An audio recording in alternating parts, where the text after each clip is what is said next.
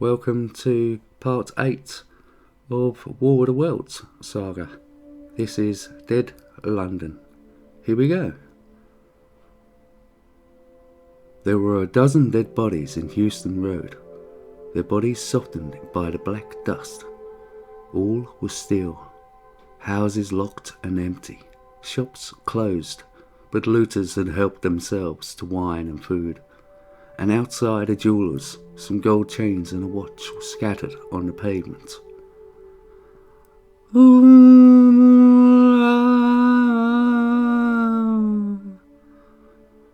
I stopped, staring towards the sound. It seemed as if the mighty desert of a house had found a voice for its fear and solitude. The desolating cry worked upon my mind. The wailing took possession of me. I was intensely weary, footsore, hungry and thirsty. Why was I wandering alone in this city of the dead? Why was I alive? When London, in a state of its black shroud, I felt intolerably lonely, drifting from street to street, drawn inexorably towards that cry.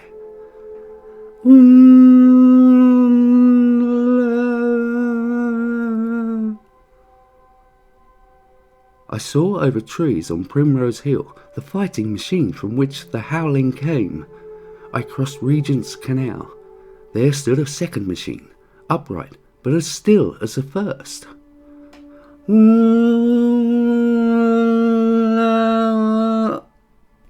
Abruptly, the sound ceased. Suddenly, the desolation, the solitude became unendurable. While that voice sounded, London had still seemed alive. Now, suddenly, there was a change, a passing of something, and all that remained was this gaunt quiet. I looked up and saw a third machine.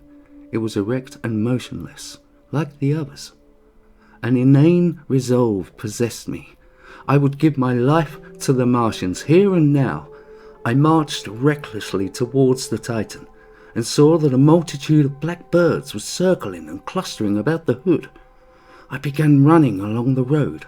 I felt no fear, only a wild, trembling exultation as I ran up the hill towards the motionless monster. Out of the hood hung red shreds, at which the hungry birds now pecked and tore. I scrambled up the crest of Primrose Hill, and the Martians' camp was below me.